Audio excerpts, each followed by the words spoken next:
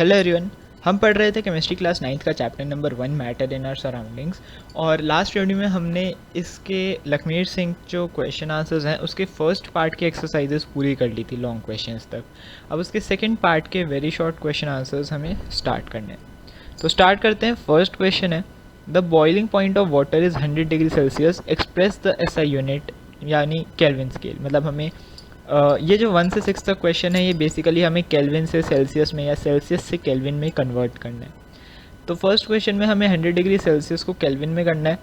तो degree Celsius से kelvin में करने के लिए हम क्या करते हैं, डिग्री सेल्सियस में 273 ऐड कर देते हैं। तो यहाँ पे हमारे पास 100 डिग्री सेल्सियस था प्लस 273 हमने किया, तो ये हमारे पास आ गया 373 kelvin. Second, the kelvin temperature is 270, what is the corresponding Celsius. तो केल्विन है 270, केल्विन से हमें सेल्सियस में करना है तो हम क्या करेंगे, प्लस की जगह माइनस 273 कर देंगे। तो 270 माइनस 273 डिग्री सेल्सियस कितना हो गया, -3 डिग्री सेल्सियस। थर्ड है, केल्विन में हमें दे रखा है, मैं डायरेक्ट आंसर ही देख रहा हूँ क्योंकि मैंने क्वेश्चन में यही लिखा है, जो ऊपर वाली चीज़ है वो हमें गिवन है और नीचे वाली हम सॉल्व कर रहे हैं।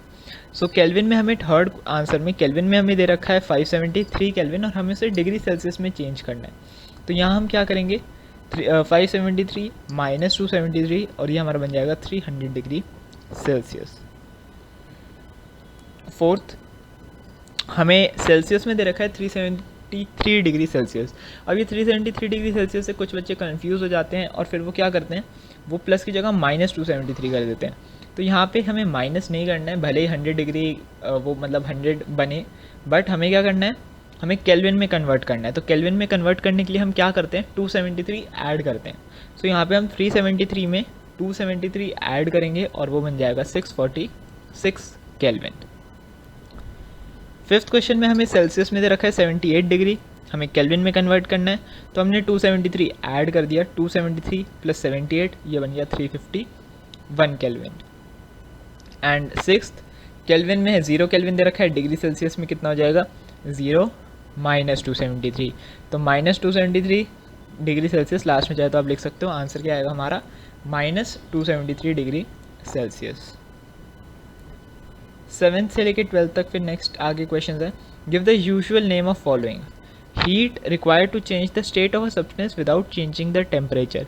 तो ये डेफिनेशन है हमारे पास लेटेंट हीट की, ठीक है। इसको अगर हम सिंगल टर्म में लिखें तो हम क्या लिखेंगे, लेटेंट हीट। लेटेंट हीट ही होता है the heat required to change the state of a substance from solid to liquid या liquid to gas without raising its temperature. Next, what is the common unit and SI unit of temperature. तो common unit मतलब A part क्या है, common unit degree Celsius, और SI unit क्या है, kelvin, ठीक है। जो कॉमन यूनिट है जो हम डेली यूज़ करते हैं वो होती है डिग्री सेल्सियस, जो साइंटिफिक यूनिट है जो एसआई यूनिट है वो है kelvin. 9th, right the relation between kelvin scale and Celsius scale. तो हम क्या रिलेशन लिख सकते हैं, तो रिलेशन होता है सेल्सियस और केल्विन के बीच में कि 0 डिग्री सेल्सियस जो होता है वो 273 केल्विन के इक्वल होता है। यहाँ हम इसे एक्स की टर्म्स में भी लिख सकते हैं कि जितना भी डिग्री सेल्सियस है उसमें 273 ऐड कर दो वो केल्विन बन जाएगा। तो ये रिलेशन होता है between degree Celsius and kelvin. 10th, what should be added to Celsius scale so that to obtain a corresponding Kelvin scale। Celsius scale में क्या ऐड करें कि केल्विन स्केल आ जाए, तो ये वही है 273 हमें ऐड करना चाहिए।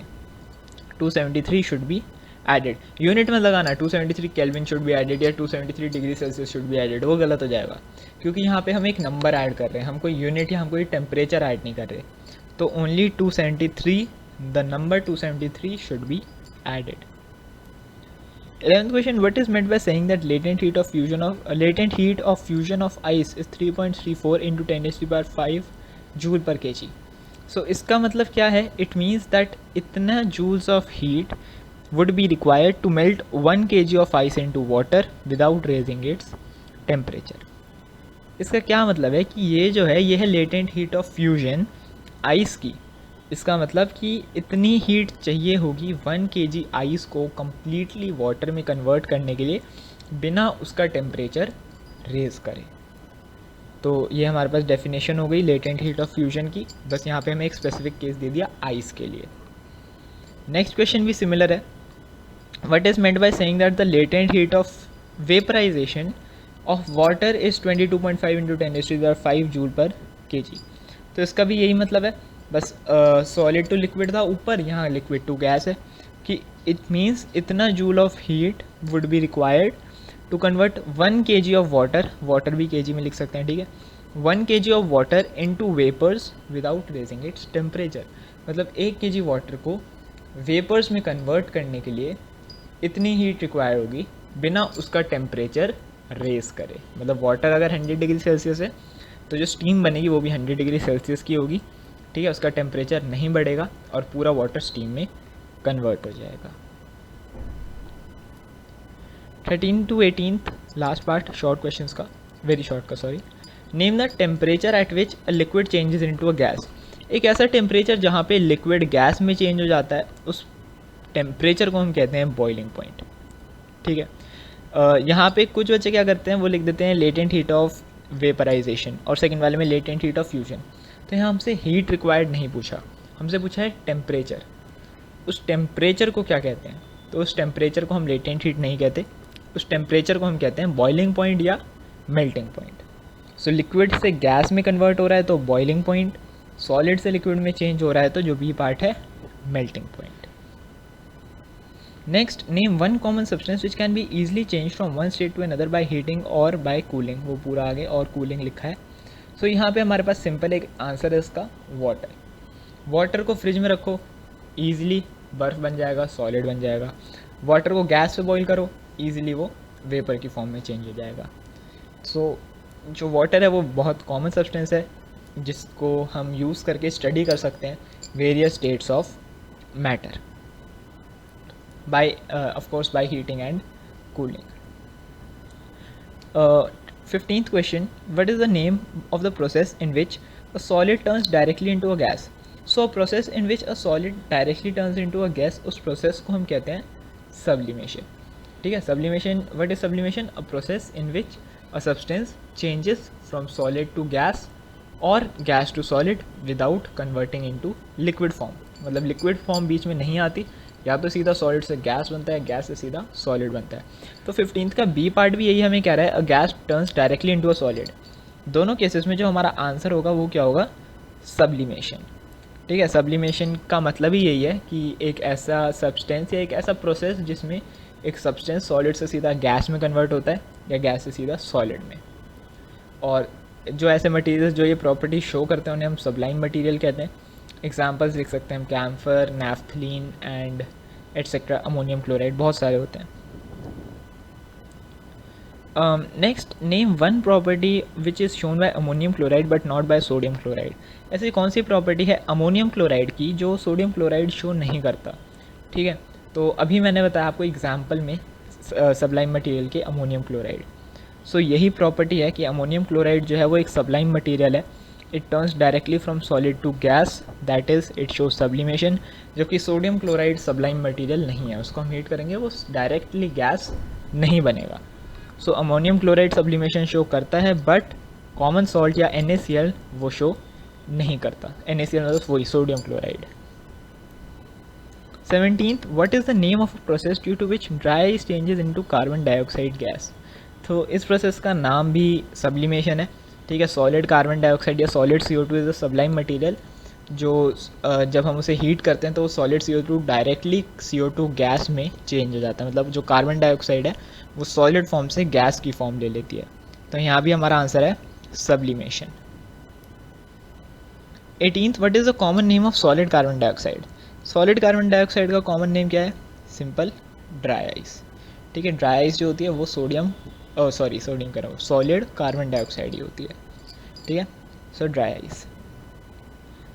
नेक्स्ट 19 to 23, सॉरी ये लास्ट पार्ट है, मैंने ऊपर वाले को लास्ट पार्ट बोल दिया था। This is the last part of very short question answers. 19th, why is solid carbon dioxide known as dry ice? अभी हमने पढ़ा सॉलिड CO2 को ड्राई आइस कहते हैं। क्यों कहते हैं? सो हम सॉलिड CO2 को ड्राई आइस इसलिए कहते हैं because solid CO2 directly change to gas on heating without melting into a liquid. बिना लिक्विड में मेल्ट हुए वो सॉलिड CO2 सीधा गैस में चेंज हो जाता है। मतलब लिक्विड फॉर्म बीच में नहीं आ रहा, लिक्विड फॉर्म बीच में नहीं आ रहा मतलब वो ड्राई है। और आइस है, so it is known as, या it is called dry ice. 20th, state one condition necessary to liquefy gases other than applying high pressure. दो कंडीशंस पड़ी थी, एक हो गया हाई प्रेशर, सेकंड कंडीशन क्या थी, lowering the temperature. So lowering the temperature, temperature कम करना पड़ता है बिकॉज प्रेशर ज़्यादा करते वक्त टेम्परेचर हाई हो जाता है, तो हमें अपने आप से बाहर से टेम्परेचर को कम करना होता है ताकि जो पार्टिकल्स हैं वो पास आते रहें। 21st question, state whether the following statement is true और false. Solid carbon dioxide stored under low pressure. So ये स्टेटमेंट गलत है। सॉलिड कार्बन डाइऑक्साइड को हाई प्रेशर में रखना होता है बिकॉज अभी हमने पढ़ा गैसेस को कन्वर्ट करने के लिए हाई प्रेशर की ज़रूरत है। अगर हम प्रेशर थोड़ा सा भी कम कर देंगे तो जो पार्टिकल्स हैं उसके वो कंप्रेस मतलब वो फैल जाएंगे दोबारा से और वो सॉलिड से सीधा गैस में कन्वर्ट हो जाएगा।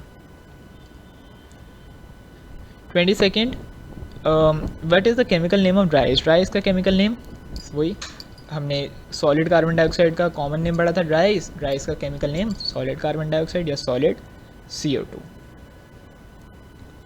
Last, gases can be liquefied by applying high pressure and lowering temperature. High pressure नहीं, सिर्फ प्रेशर लिखना है क्योंकि अप्लाइंग बोला है, applying pressure and lowering temperature. B, when steam condenses to form water, heat क्या होती है, heat is released, heat release होती है, स्टीम ठंडी होती है और वाटर ड्रॉपलेट्स की फॉर्म में कंडेंस हो जाती है। Temperature on kelvin scale is equal to temperature on Celsius scale plus 273 kelvin. ठीक है, केल्विन डिग्री सेल्सियस है, मतलब केल्विन में कितना होगा, डिग्री सेल्सियस प्लस 273। डिग्री मत लगाना because it is a number again. Scientist से that there are actually 5 states of matter, solid, liquid, gas, dash and dash. तो लास्ट की दो मैंने स्टेट्स बताई थी, कौन कौन सी होती हैं, plasma and BEC। Plasma and BEC both Einstein condensate. And last part, the state of matter called dash makes a fluorescent tube to glow. तो कौन सी स्टेट ऑफ मैटर है वो जो ग्लो कराती है, दैट इज़ प्लाज्मा।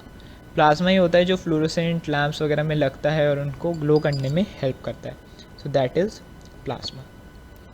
इसी के साथ हमने सेकंड पार्ट के very short answer questions complete कर लिए हैं। नेक्स्ट वीडियो में हम इसके शॉर्ट आंसर्स स्टार्ट कर देंगे।